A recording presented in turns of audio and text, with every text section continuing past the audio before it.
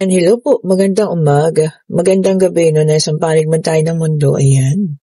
Sana po ay nasa maayos kayong kalagayan sa pagpapanood ng bagong video natin ngayong umaga. Today po is Wednesday. Ayan ha. Wednesday po ngayon ha. December, ano na ba? 3. Okay. Ayan po. Meron tayo dito, 5 of Swords. Meron tayong Ace of Swords. Ayan. Naramdaman niyo na ba? Ang lamig na ng panahon, ano? Lumalamig na ang ating panahon. O, ayan. Tingnan pa natin kung kaninong situational reading itong ating makukuha today. Ayan. Meron din tayo ritong 8 of Wands. Okay po.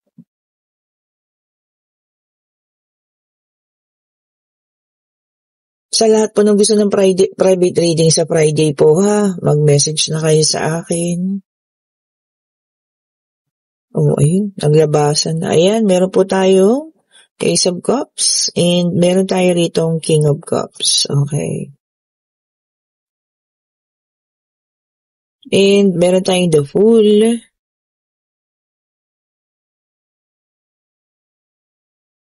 Tingnan pa natin. Meron tayo rito 5 of Pentacles. And meron tayo ditong The Chariot. Ayan ha. Okay po. So dito sa nakikita natin dito, meron ako nakikita dito ha, isang tao no, na maaaring gusto makipag-close sa'yo, pero may hidden agenda ang taong ito no. Nagkaroon somehow ng isang pakiramdam. No, ayan ha. Hindi ko alam kung nagkaroon siya ng pakiramdam na parang natalo mo siya or naging talunan siya sa'yo. No? Ayun po kasi nakikita ko doon. And kita mo kung nakikita niya humahabol siya, no? So, pilit siyang lalapit sa'yo. Hindi ko alam kung ano ang kanyang intensyon. Pero hindi maganda po ha. Ayan kung nakikita ninyo. Maraming emosyon ng taong ito sa'yo, no? Pwedeng galit. Kasi ikaw, you're starting your own now. Ayan ha. Meron tayong The Fool. Ayan. May sarili ng pagdedesisyon. Ayan po ha. Maaring manggaling pa ang taong ito sa ibang lugar. Ayan ha. Kung saan man po siya manggagaling. Kasi pareho sa may pag-travel. Okay po. Gusto niya maging close sa'yo. Pero meron siyang hidden agenda ha.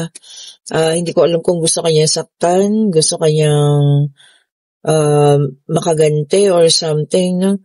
Kasi some part yata, nagkaroon kayo ng, anong tawag dyan? Parang nag-clash yung mga ano ninyo. Hindi ko alam kung friend mo to or past person, ano? So, kung sino man siya, hindi po maganda ang kanyang pakikipag-ayos sa iyo, ha? So, gusto niya magbalik sa buhay mo at gusto kanyang makausap. Or gusto kanya maging, kung kaibigan man ito, gusto kanya maging kaibigan ulit, pero hindi po maganda yung intention niya. Maaring makasakit sa iyo ang taong ito, ha? So, tingnan niyo po, yung mga taong gusto magbalik sa buhay niyo, no? And meron tayo ditong 5 of Cups. So, ito ha, sadness. Magdudulot siya sa iyo ng kalungkutan. Okay po. So, kalungkutan na hindi mo inaasahan, ayan. So, meron siyang gagawin, ano, para malungkot ka. Okay. And then, meron tayong The Star, may dalang number 17, ayan. Alam mo to, talagang hinihiling niya to yung magkalapit kayo ulit.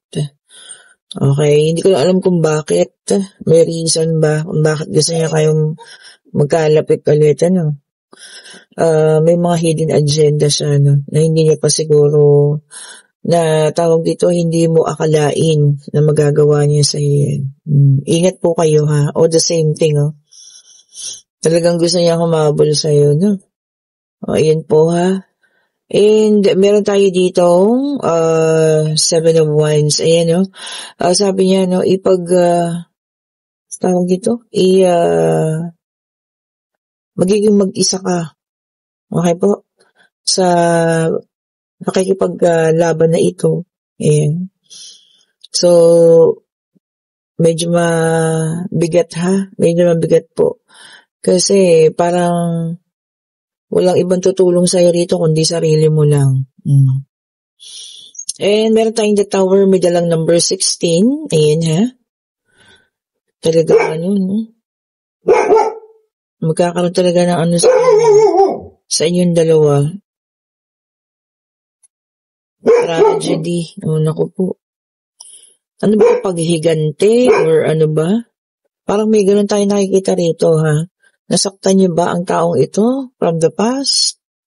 O umpisahan ka po sa pangungumusta. Ayan. Kausap. So, ang numero ay 16 and 17 po ha. Sa mga nagtatanong. Ayan. So, yun po ang gagawin. Umpisahan kayo sa pakikipag-usap-usap. Kakamustahin. Para makalapit ulit sa inyo. And then, meron tayo rito, 8 of Pentacles. Ayan. Ikaw naman, dedicated ka kasi ngayon sa trabaho. Baka hindi mo mapansin, ha? May hidden agenda na pala to. Ingat po, ha? Mag-ingat po kayo.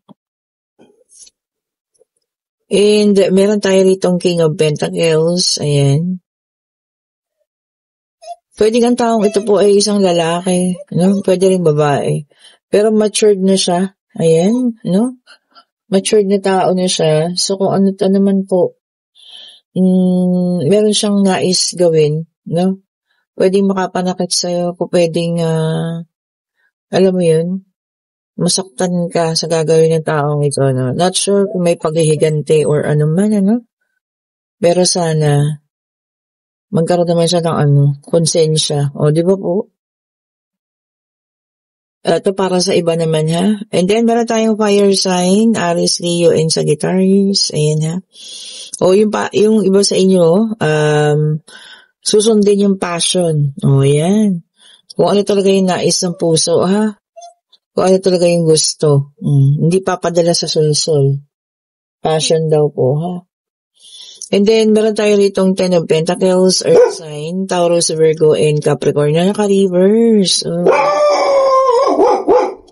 Ano ito si Popo, si Kuya. Ayan, narinig nyo ha. Meron tayo ritong loss of financial. Naku, baka pwedeng pagkalugi sa negosyo, Pwede pong kung ano man ha, may mauubusan ng kaperahan dyan. Naku, ingat-ingat po sa paggasta. And meron tayong 5 of Swords, air sign, Gemini, Libra, and Aquarius. Okay. Talagang may conflict, For some of you talaga magkakaroon ng conflict kahit hindi kayo nasa situational reading. Pwedeng magkaroon ng conflict po, ha? Okay? Tignan pa natin, Check pa po natin. I-check pa natin. Mag-ingat po sa mga conflict ha, masasangkot kayo. Itong isang aso ay naiiyak. Bakit kaya? And then, meron tayong Page of Swords, air sign naman, Gemini, Libra, and Aquarius. So, meron na tayong Fire, Earth, Air. Si Water pa yung wala. Ayan. Naka-reverse ang ating Page of Swords. Ayan. Gossip. Ayan. Baka dyan kayo sa maling balita. Magdadamay kayo. Ingat po, ha. Ito na ang water sign, 2 of Cups, ang naka-reverse. Okay, so sabi rito, self-love. Unahin lagi ang sarili, ha. Pinaalalahanan na naman tayo. Tama naman. Lagi po natin uunahin ang ating sarili, bago ang ibang tao, bago ang kung sino man. Self-love. And then, meron tayong 5 of Wands, fire sign ulit ito, So, yung iba naman sa inyo, para magkakaroon daw ng disagreement. Naku. Kung sino man ha, ano't ano man ang kasasangkutan ninyo, mag-ingat po. Ayan. Ang dami ha. Puro ngayon. Ano ba yan? And then, meron tayong 9 of Swords, air sign ulit ito. Yung iba naman sa inyo, dinadala, hindi mapagkatulog. Insomnia. Yun po ang mahirap ha, pag nagkaroon kayo ng insomnia. Hirap pong dalawin ng antok. Pwede yata yan, pa-check up. Paano tayo, diba? Tignan pa po natin. Ano?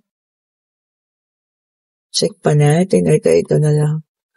And meron tayo ritong 6 of Cups. Water sign ulit ito.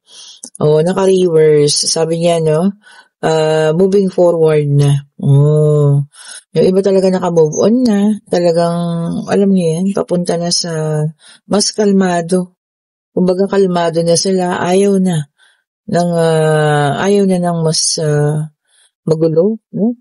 Kaya mas doon na lang sila sa kalmadong buhay. Mas mabuti naman, di ba? Ngayon pwede na magtanong, pag-ibig financial pangyayari, kung naman ang gusto niya pong malaman, ha? Answerable by yes or no? At kung kayo yung nasa situation already, nalalapit sa inyo ang taong ito dahil nga sa may hidden agenda, mag-ingat po kayo, ha? Hindi natin alam kung anong kaya niyang gawin. And yes po ang sagot. Ayan, Queen of Cups. Ayan. For some of you naman, makakaranas ng loyalty. Diba? So kung sino man ang magpaparanas sa iyo ng loyalty, ayan, kailangan ikip natin yung mga ganong person. Konti na lang po yung mga nagiging loyal sa ngayon, ha? Okay po. Ayan, kung gusto niyo ating reading, pa-like, pa-share, pa-subscribe, and hit the notification bell po para lagi kayong updated sa mga bagong videos na nirelease natin. Sa nais mong gusto umorder ng ating mga bracelet, mag-chat na kayo. Sa lahat po ng gusto ng ating pabango, ayan, mag-chat din po kayo, ha? And thank you so much po ulit. Have a great morning. Stay safe po sa lahat. Bye-bye po.